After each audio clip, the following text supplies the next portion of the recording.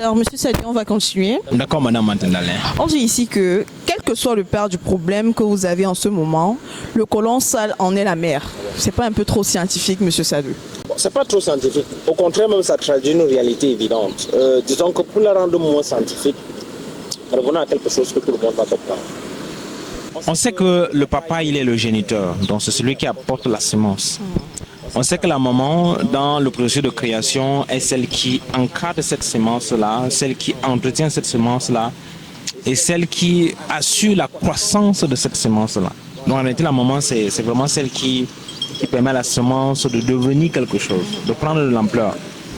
Donc pour faire le parallélisme avec la maladie, c'est exactement pareil. La maladie, la première cause de la maladie, c'est l'auto-intoxication.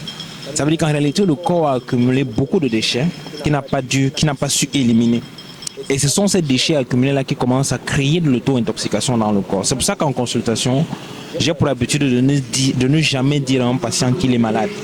Parce que dire à un patient qu'il est malade l'empêche rapidement de prendre conscience du véritable problème qu'il a. Donc c'est pour ça que moi, en consultation, je dis toujours aux patients, si vous êtes arrivé jusqu'à mon bureau, ça veut dire que vous êtes sale.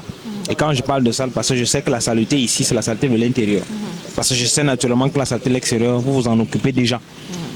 Donc c'est cette saleté-là que vous avez accumulée, que vous n'avez pas éliminée, qui crée l'environnement propice pour que le corps davantage puisse se réparer, qui puisse empêcher au corps de pouvoir exprimer la santé. Et c'est pour ça que quand habituellement ils ne comprennent pas, j'aime toujours leur rappeler une expérience que j'ai réalisée au sujet de ce que j'ai demandé à plusieurs personnes dans la ville de Douala. Ils étaient une centaine de passer 7 jours sans se laver. Et que personne n'avait jamais réussi à traverser le 3e jour. Et quand on leur demandait, mais qu'est-ce qui se passe? Vous vous rendez compte qu'à partir du 3e jour, les gens commencent à développer les pathologies. Ça veut dire qu'ils sont tellement mal à l'aise qu'ils disent que non, vraiment, moi, je n'arrive plus à continuer ce concours-là. Et quand on leur demandait que, mais qu'est-ce qu'on peut vous donner comme traitement, qu'on peut administrer comme traitement, habituellement, chacun connaît ce qu'il lui faut comme traitement. Et c'est pas si vous vous rendez compte. Ça veut dire que c'est le premier cas de figure où vous voyez un être humain prendre conscience du traitement approprié pour sa situation. Donc, et quand maintenant vous lui dites que bon, je vais vous proposer ceci, il refuse. Il vous dit que moi j'ai besoin tout simplement d'eau propre et de savon parce que c'est ça mon médicament. Parce qu'il a compris en réalité que c'est la saleté qu'il a accumulée au-dessus de son corps qui a fait en sorte que voilà, ça a créé un environnement qui n'était plus propice pour que la santé puisse s'exprimer, pour que le bien-être puisse s'exprimer. C'est pareil avec le corps.